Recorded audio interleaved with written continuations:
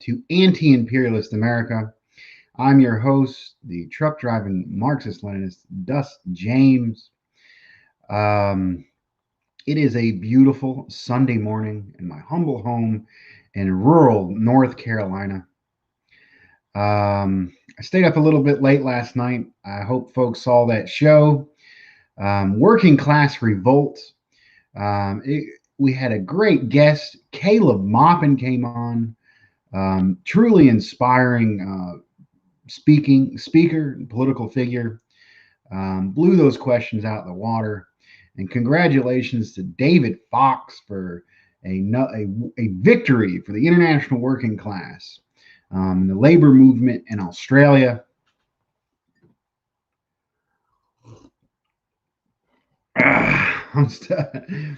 They had me work this week, man. They got me getting up at 2 a.m. every day, and then getting back to the house around 4 or 5, doing 12-hour shifts, 6 days a week. I am exhausted. I do this show weekly, and I'm continuing, and I'm started another show, Working Class Revolt, with my good friend and comrade David Fox. It's working well.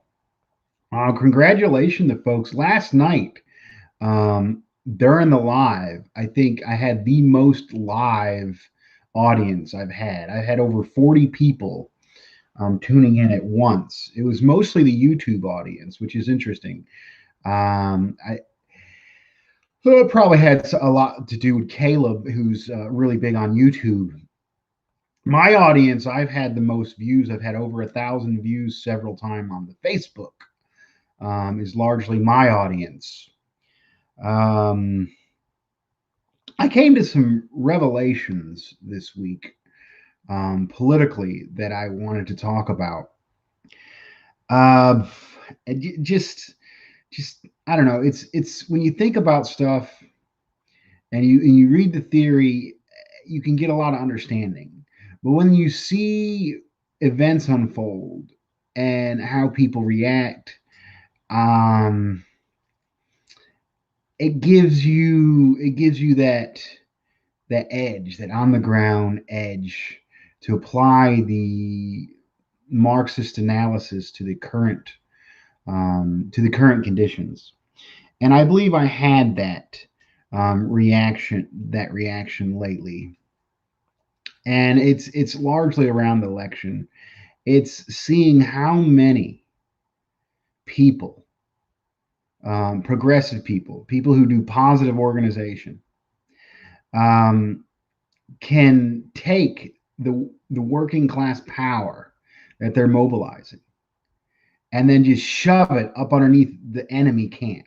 Just take all the organizing, all the contacts they have, everything, their game, the imperialist political game, the hype around Trump, the hype against Biden, if you for against with rural America, um, the way they continue to get good, decent, honest, working class folks, rural and urban, black and white, to continue to support these imperialist, disgusting bags of shit that don't give a fuck about us.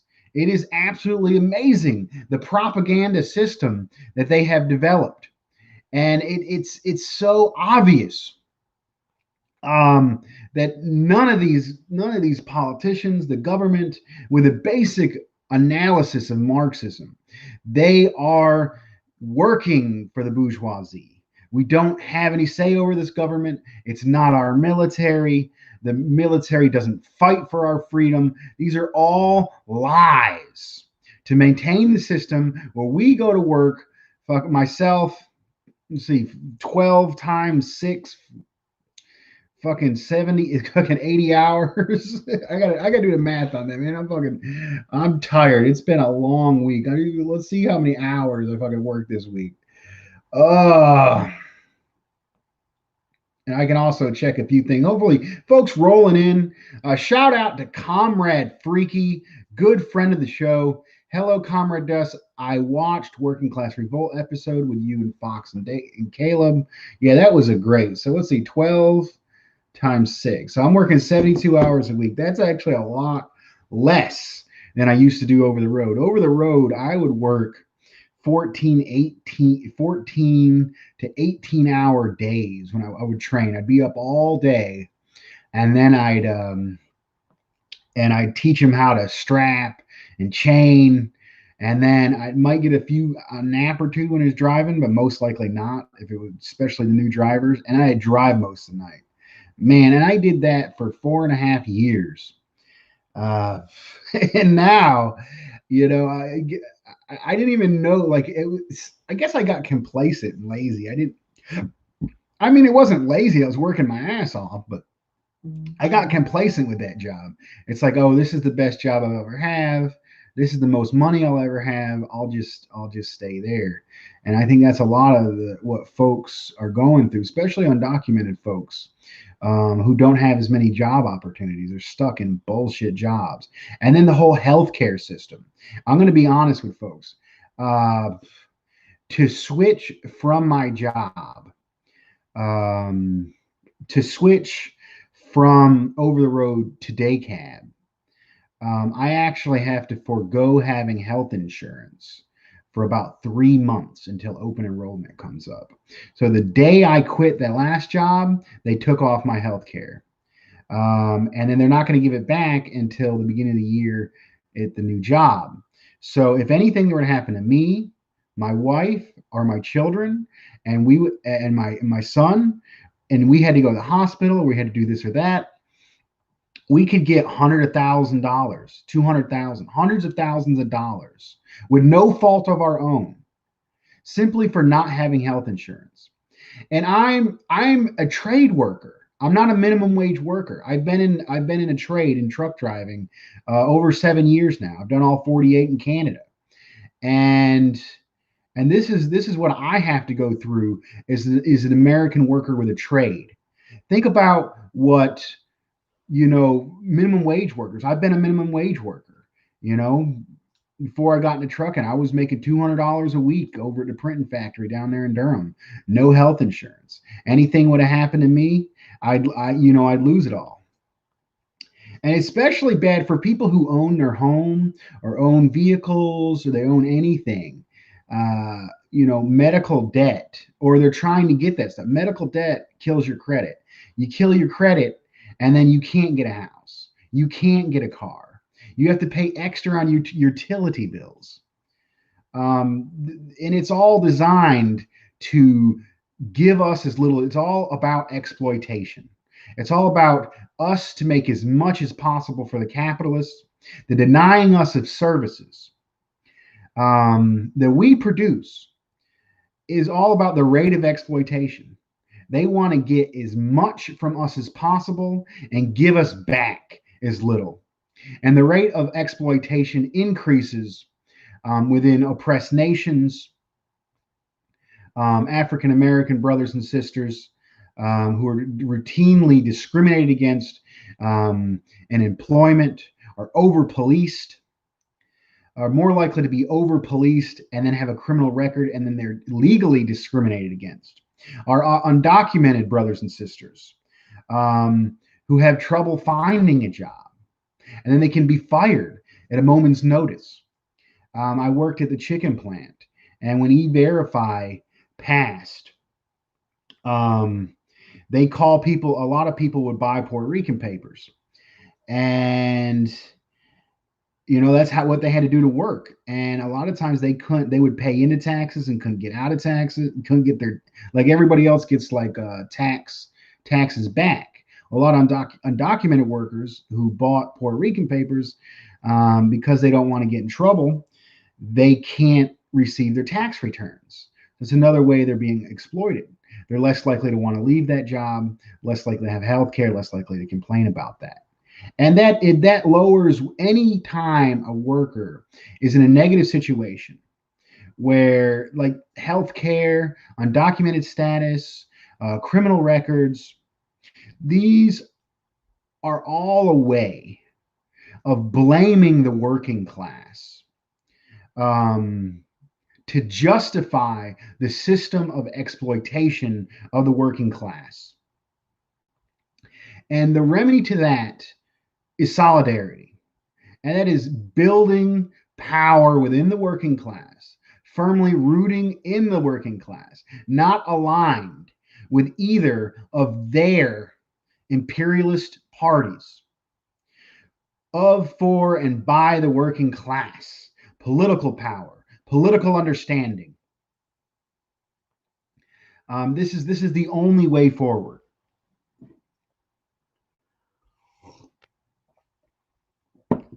So right now I don't have health insurance, and that sucks. And I could easily,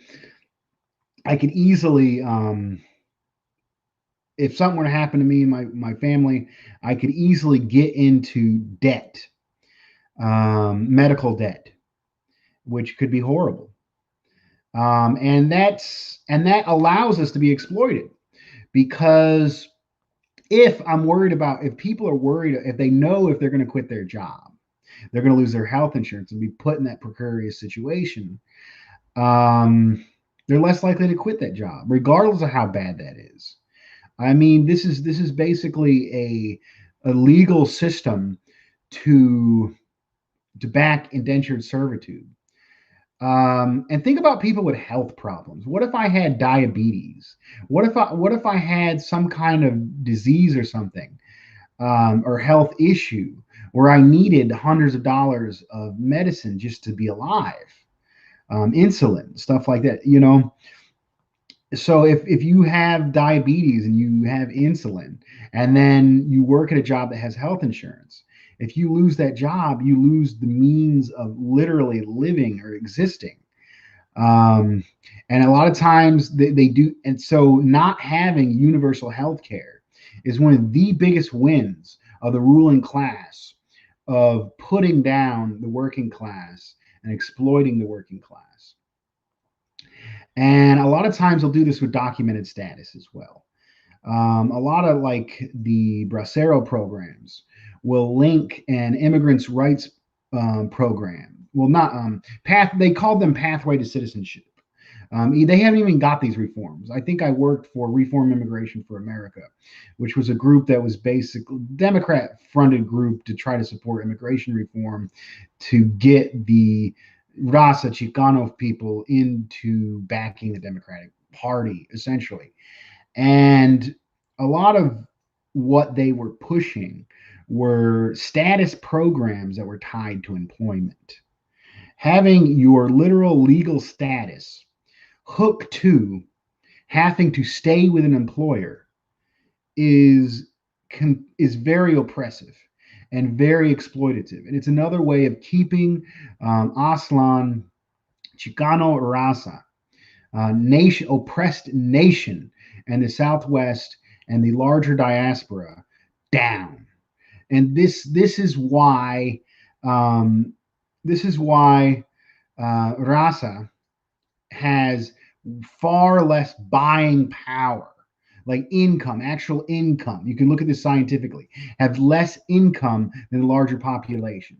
They use these various legal systems, the entire system, political, economic, the injustice system, the culture of self hate, of holding capitalist standard. We internalize capitalist standards and then hold them to ourselves and our neighbors. Um, and it's this whole society is run for the benefit and the profit of the bourgeoisie, and we, the working class, are continued to be exploited. And we need a new system. We need a new world, and it is possible. We don't have to hold ourselves to these bullshit standards they've imposed on us simply so they can extort our labor. Same with the African American people who have less, who own less. They own significantly less portion. And the reason why isn't because folks are inferior, because they're lazy, because they don't do this or they don't do that. Is because the system is set up to keep a certain amount of people in that position. And then racism can be used to justify that.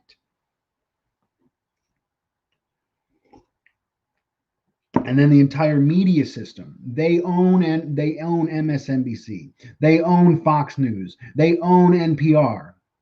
All of these are simply the new bishops. They basically control the academia, the educational system, the news system, even Facebook. What they allow people to see, what they don't allow people to see, the way they use fact checking measures to back the candidates they like, are all to design the culture that maintains the system. These forces are little more than the bishops of the feudal system. Let me pull up the Facebook.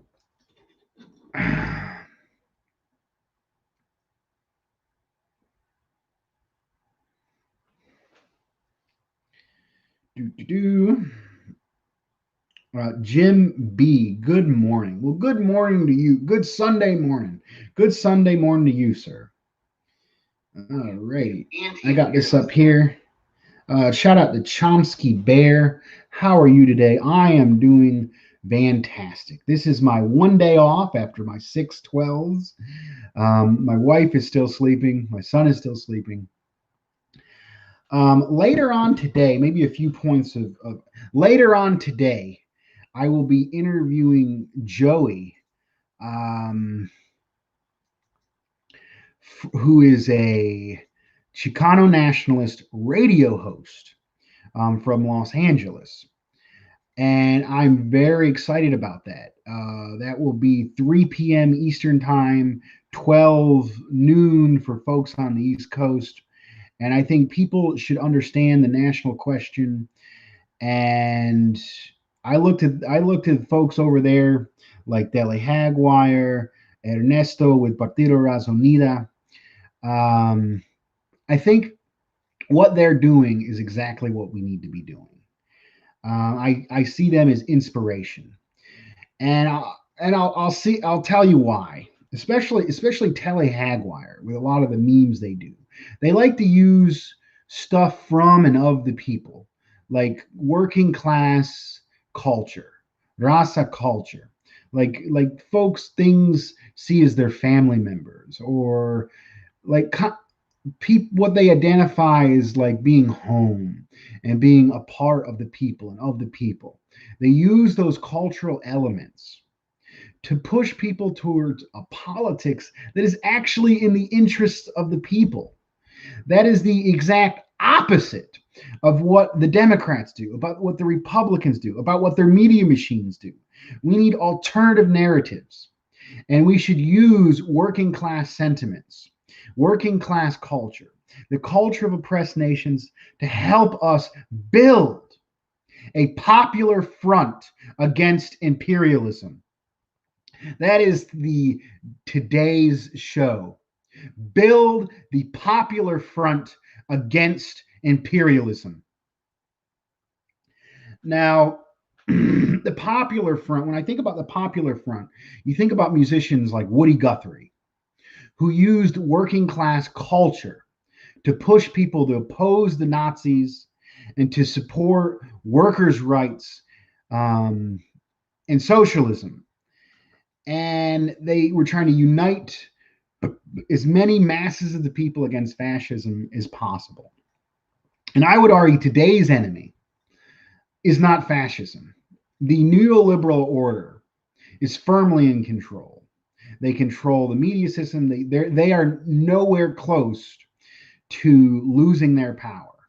They're firmly in control. They continue to manipulate the political drama to maintain that power. They might use opposition figures like Donald Trump to say, well, if you're not, if you don't vote him, if you don't vote for us, you're a Nazi, when they in reality are the establishment candidate. They in reality more represent the forces, the Democrats, the liberals, more represent the forces of evil that are destroying the world and exploiting our wages. The Democrats, Republican, Trump, and the liberals work hand in fist, to craft a narrative to get as many people as possible to support their parties and support the political system that is holding us down, holding us back, destroying the world. So we need to analyze our communities. We need to understand our communities. We understand the masses of people that we are a part of, from the masses to the masses, as the Panthers would say. We need to study the conditions of the people. We need to study the culture of which we live. And we need to use this to craft a narrative and craft discourse and craft memes and content and speeches that will apply to as much of the masses as possible where they are at and their political understanding, not berating them for eating meat, not berating them for their socially conservative social positions, but finding the good in the working class and the oppressed nations where people are. The majority of the people want health care. The majority of the people are against these wars. This is a place to start, to break the working class and oppressed people away from the lies and the myths that are holding up and propping up this rotten system that is designed to exploit and oppress all of us. I mean, that's essentially that's the message I've come to. I've come to the realization that I have this position. My position is it's not just one group that's going to bring about this social understanding and eventually the political revolution to bring about socialism. It's multiple people and multiple groups with multiple tactics and multiple strategies that'll eventually get this done. And I used to think that some of the folks in the Democratic Party, the AOCs, the Bernie Sanders, were part of this larger movement. I've come to the realization they are not. Those are enemies of the people. The sole purpose of the Social Democrats, the AOCs, the Squad, Bernie Sanders, is they are part of the bishops of the feudal order, of the new capitalist imperialist order.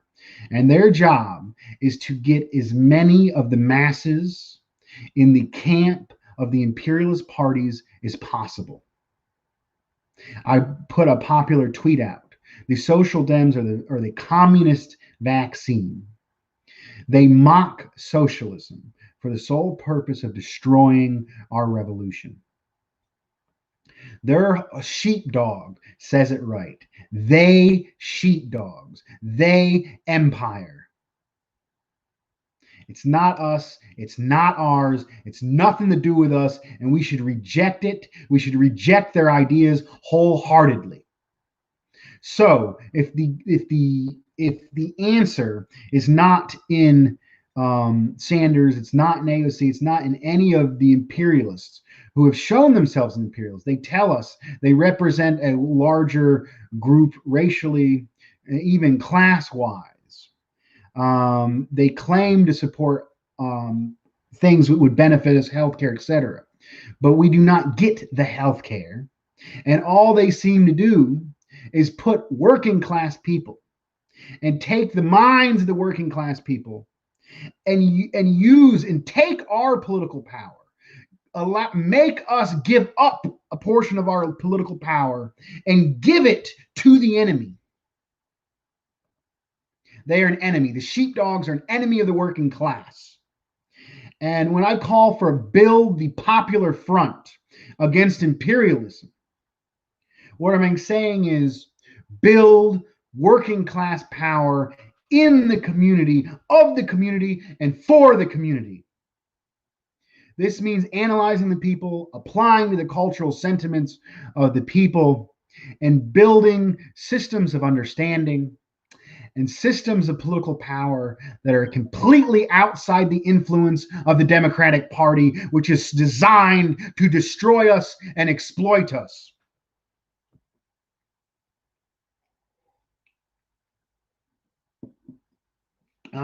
Quick over, please, if you are watching, please get in the comments.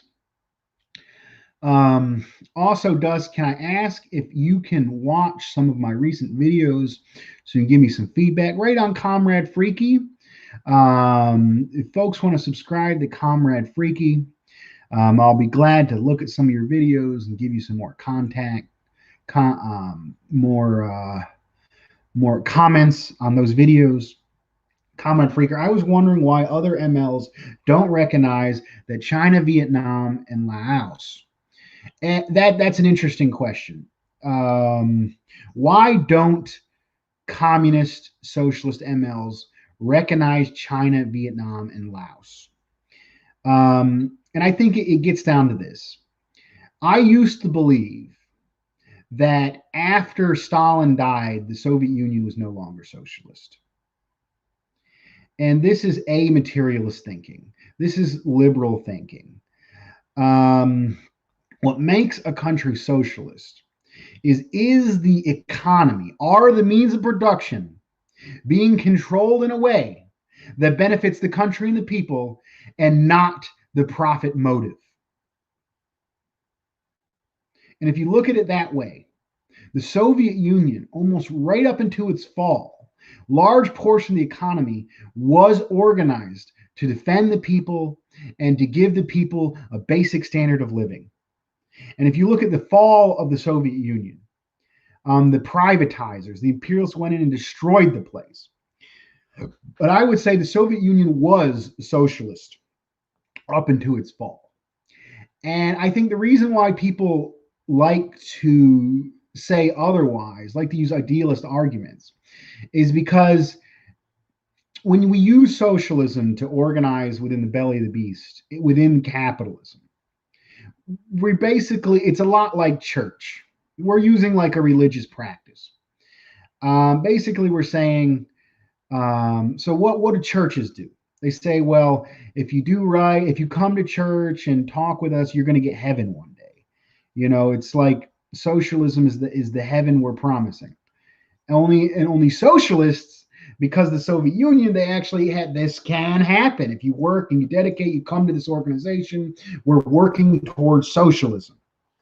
Now, so what you do in heaven is like this non-existent concept of a place that doesn't exist and never exists. But it's beautiful and it's amazing. And when you're trying to convince people to work and to organize, having a vision of a better future in their minds keeps you motivated, keeps you going. And if you were to taint that vision with anything negative, it seems like you're less likely to get people involved. But we shouldn't fall into that notion. We should be clear-minded, scientific. We're fighting for socialism. Socialism is amazing, but socialist systems have problems. We're not utopians. Just because it isn't exactly our vision, perfect vision of socialism, does not mean it's not socialist. When you return to the materialist understanding and highlight the good things of socialist countries.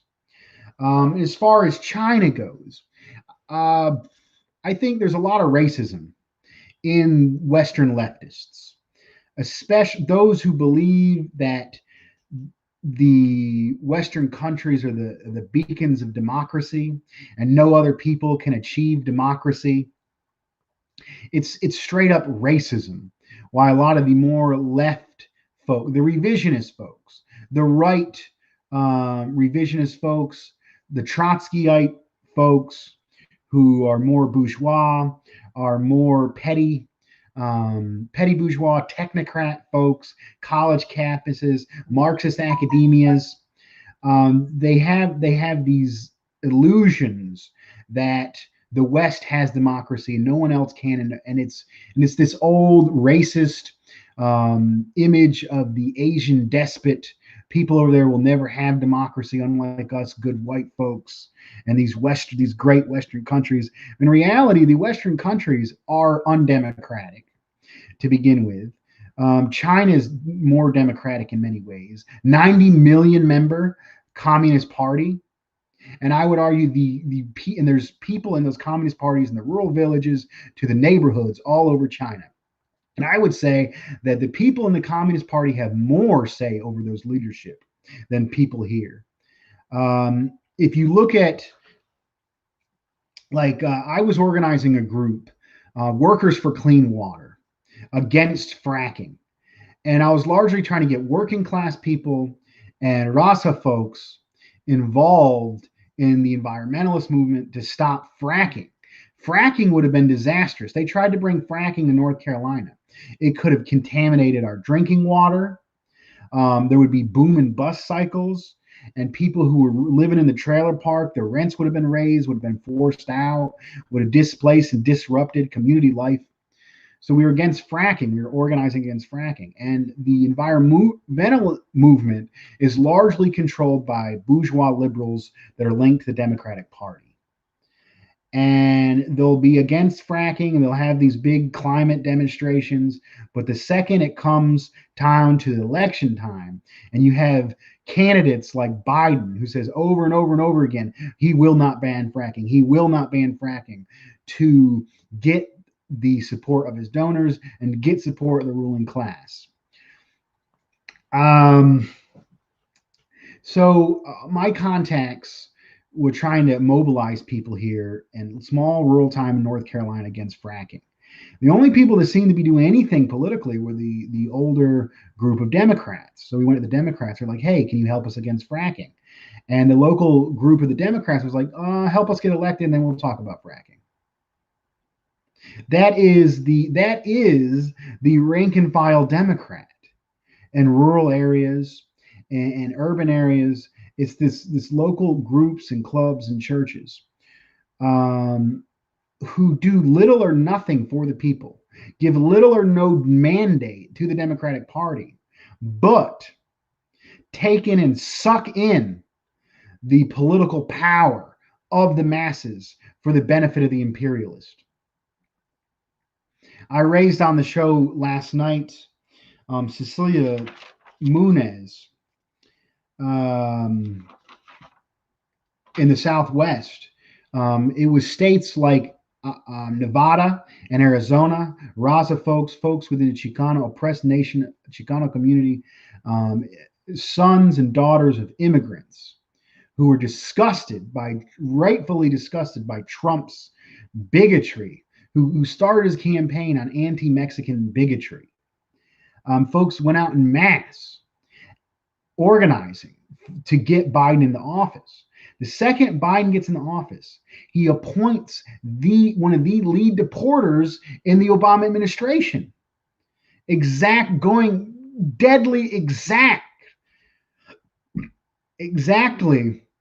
in the opposite direction of what the people on the ground who gave their political power to the imperial establishment by backing Biden went against their interests with the hyped up, I believe, controlled opposition of Trump and the Republicans. At this point, I think the Democratic Party is the stronger party. But having a further right-wing reactionary political party to blame everything on and to suppress progressives within your movement is perfect for them. Biden loves that the Senate or Congress would be controlled by the Republicans. He loves that. His whole purpose is to get as many people into the Democratic Party supporting the imperialist system without giving any concessions.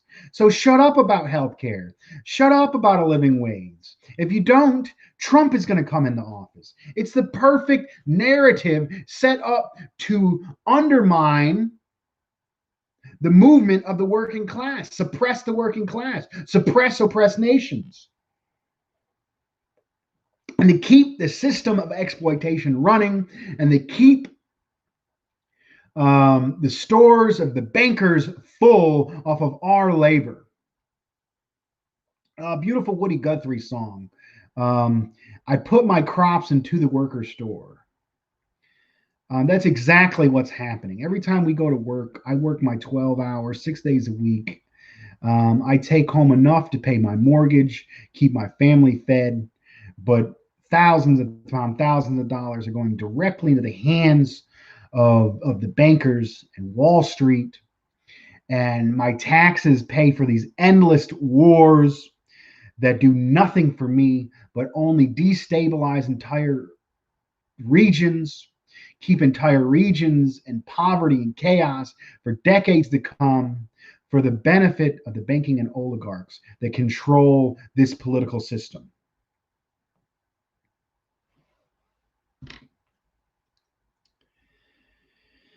I don't know. My page got moved. Okay.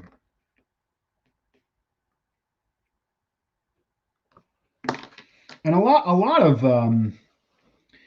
of what the Democrats and Republicans do is manipulate cultural differences, rural versus urban America, black versus white, Chicano versus white. They manipulate these cultural issues and come off with these very shallow identity politics from the right and from the left, just to get people to back our enemies. And that is why I believe we need a popular front against imperialism. Locally controlled, popular power and understanding of the masses that is outside of the imperialist camp that can put pressure on the imperialist camp for healthcare, wages. This is the Communist Party of the 1930s and 40s. This is the colectivos in Venezuela. This is the Soviets in the Soviet Union. Every socialist country in the world has had a local body that both understands their community, understand politics, and uses this independent political power to influence the system. This is a key portion of socialism. And we can start building this key block of socialism in our communities and neighborhoods. I know it's harder said than done. I'm on YouTube, but this is what is needed. We need local community groups that study and work.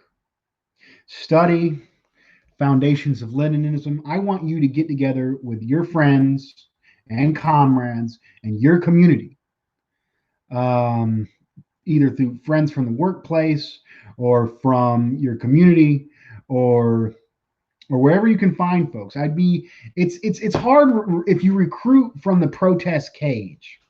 You got to see that a lot of the protest cage is firmly behind the Democratic Party. And some of those forces are worse organizing than your neighbors. If you're firmly outside of the liberal narrative and stop using liberal talking points, you might actually be able to recruit your community members and neighbors more than you would the people who are already partly controlled in the protest cage. And that's a problem with movementism. Movementism. I think RCP is a great example of why they think Trump is an absolute fascist and end of the world. They've been in these liberal echo chambers for decades, and they've lost the connection with the working class.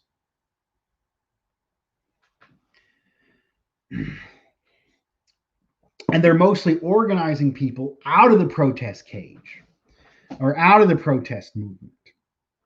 I think we need to get out of the movement to the masses, as Caleb Maupin would say, and we do that by being respectful. We do that by not judging people for the views they have, but appealing to the better sentiments, appealing to positive things they want, and organizing the people, unleashing the people to liberate themselves.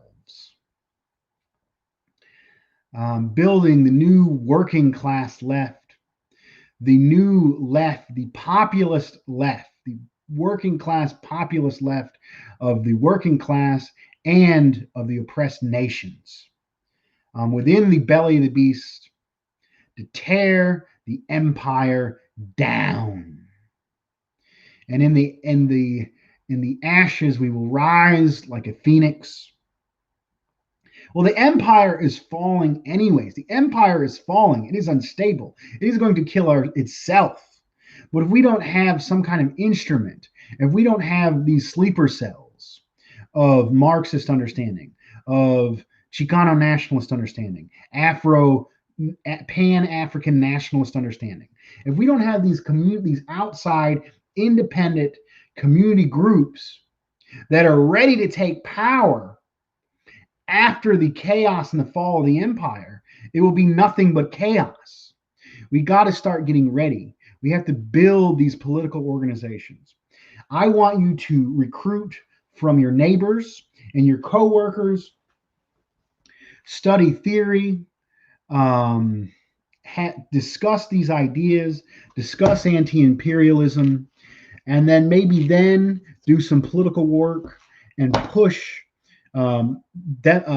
militant community groups, labor organizing, and you can win real concessions for the working class, as Comrade David Fox is doing with the labor movement in Australia.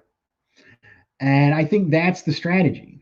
Anybody who is building working class, I think we do have a multi-group, multi-tendency fight amongst us. And as the conditions worsen, more people are getting involved. We'll be wanting to get involved in socialism. We'll want to be getting involved in fighting to make things better. And Trump kind of to the white working class and middle class, and applied to reactionary, racist, right-wing sentiments, and built him for political power and for his own selfish interest, which was largely used for the benefit of the entire imperialist system. I mean, Trump is not a anti-establishment, even though he's not liked by the establishment. He's not truly an anti-establishment candidate. He is being used to convince a larger section of the working class to back the Democrats, which aren't in our interest, and to get a portion of the working class under their controlled opposition. But what we need to do is get the power of the people, the power of the working class, both working class people who may have voted for Trump, working class people who are outraged by Trump and voted for Biden. Get the power to the people. Keep the power. Keep the political power in the community. Keep the political power of the working class for the working class, and build our own institutions to have immediate change and the long-term vision of taking power and implementing socialism. And in this popular front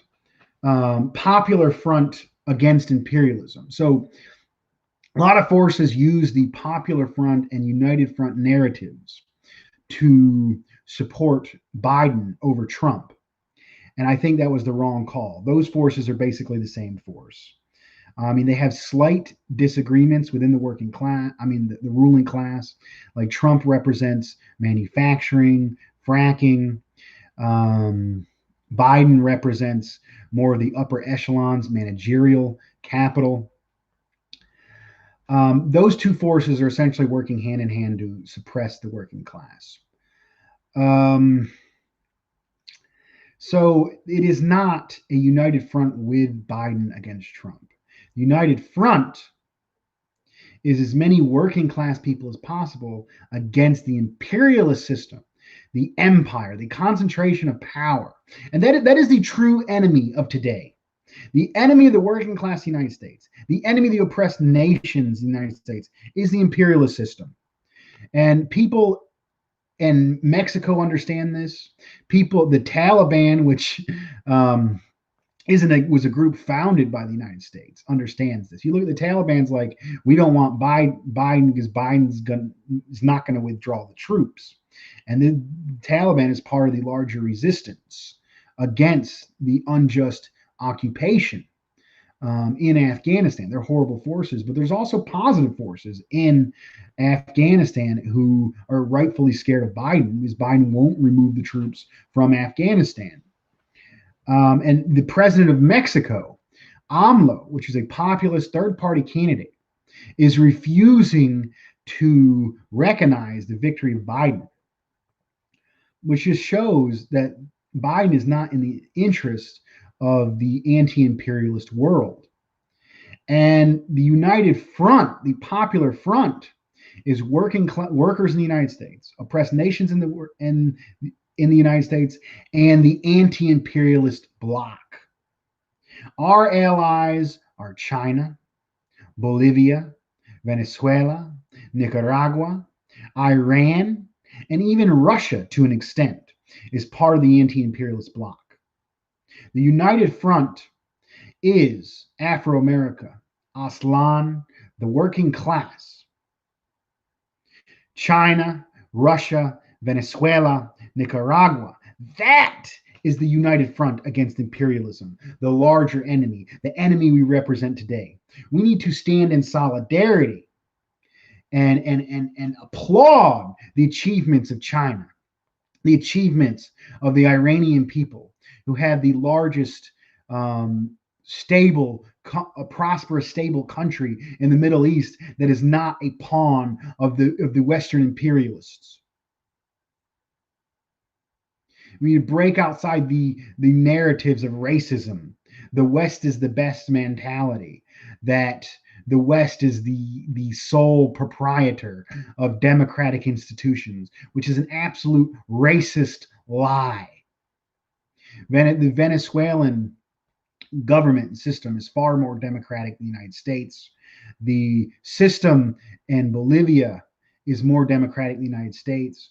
And China, even though it may be more repressive to tech censorship and allowing demonstrations, in many ways, China is more democratic than the United States because of their 90 million member Communist Party. A few of the statements here, Comrade Freaker.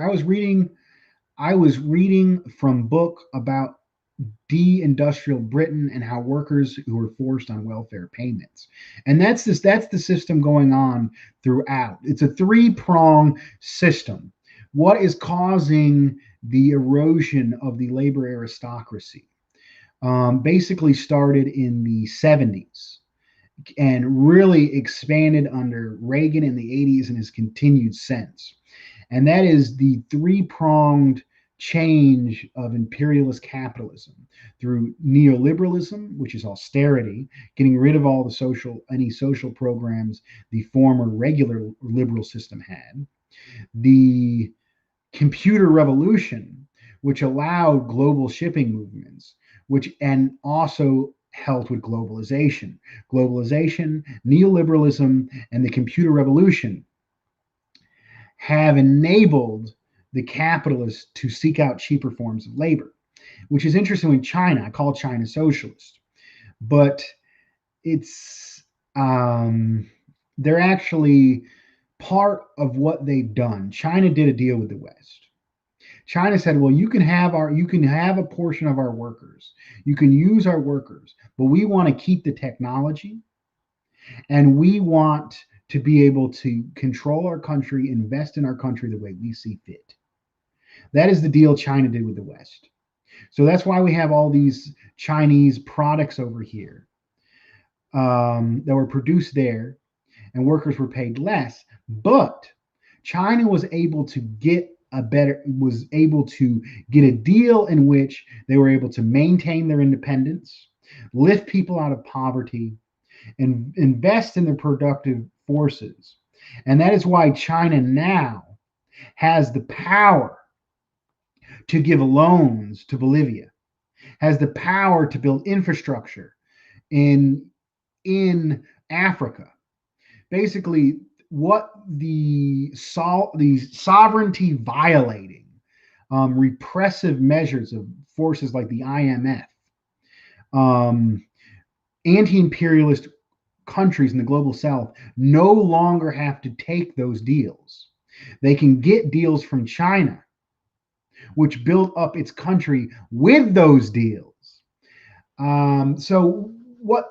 And that was because they planned their economy, they planned their system, they had long-term thinking. That was for the interest of the country as a whole. That is what China did in its deal with the West, and it's helped raise millions out of people there, and it's raising millions out of people all over the world. And I agree with a lot of the criticisms of our Marxist-Leninist Maoist friends and comrades are absolutely right about China. China has labor exploitation. China seemingly does deals with people like Duterte, and they're using their political infrastructure, they're using their productive forces to make cheap Chinese fucking bullshit. I'm not that's not a poking fun of the Chinese, but a lot of the products they sell the United States because of capitalism, they basically, these large advertising firms will advertise goods of inferior quality. And it's not that the Chinese can't make good stuff or they don't care about quality. That's what they're being paid to produce for these capitalist companies. That's why, Chinese products in the United States have a reputation for being of poor quality.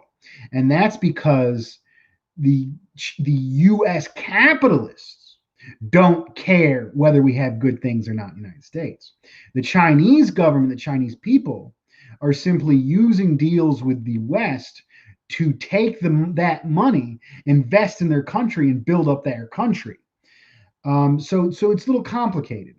And some of the criticism of Marxist-Leninist Maoists are correct about China, but I mean, if you look at what the Marxist-Leninist Maoists believe, the highest stage of the socialist movement was the Cultural Revolution. Well, the Cultural Revolution, although it had very good things, where in the schools and the workplaces you had workers talking about the larger economy. You had students talking about how things work. But the Cultural Revolution was a lot of lumpen proletariat. It was a lot of basically people outside the larger working class, and it had students aligned with some of the upper, aligned with the Communist Party intellectuals to, to beat down a portion of its bourgeoisie. The Cultural Revolution was an attempt to stop the rising bureaucratic class. And that's a problem with socialism. The same thing happened in Russia, and Russia had to, Stalin had to do the reign of terror to get rid of that, to try to get rid of that. And the way China has done this, is they allow a market sector, a large market sector, where if you're ambitious, if you want riches, you can go and be in part of the controlled market sector. But the economy overall is growing and lifting people out of poverty. This is a very stable form of socialism, and there's problems with it. But to say, oh, that's not real socialism, we should implement this socialism, when the type of socialism that you're talking about ended up having, was the Cultural Revolution. The Cultural Revolution had horrible things. Cultural Revolution was unstable. Cultural Revolution was Red Guards fighting each other in the streets. The Cultural Revolution had people going in and destroying ancient monuments and temples. I mean, the Chinese party actually did a re-embracing of some of its older spiritual heritage with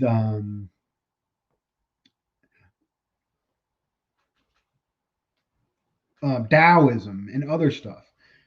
So I mean, we have to look at what works, study everything, at implement. There is no playbook of how things should be. You analyze material conditions and you go from there. Um, and I believe China is doing that, and they're offering better trade to the world, and that is amazing. And that is the partner against, I think, the lead socialist camp in the world is the Chinese government, the Chinese Communist Party. And that is who we need to stand with. That is the United Front. That is the Popular Front. And Russia, even though it's capitalist, the fact that they nationalized their oil industry, kicked out the imperialist neoliberal capitalist, rebuilt their country with Putin. And they are doing deals with Venezuela. I think a lot of the oil that Venezuela's producing was going through Russian hands to help stabilize that country against attacks from the U.S. imperialists. This is the anti-imperialist bloc. The workers of the United States, the oppressed nations of the United States need to be firmly and allied with the anti-imperialist bloc, not the Democrats, not the liberal bourgeoisie, not Biden. The main enemy today is imperialism. There's a global anti-imperialist fight, and we need to break working class people, oppressed nations, and the belly of the beast with our own culture, with our own good sentiments of the people and for the people, from the masses to the masses. We can organize political power that not only stands in opposition to the imperialist government here, but can have real relationship with the larger global anti-imperialist movement. We need all power of the people.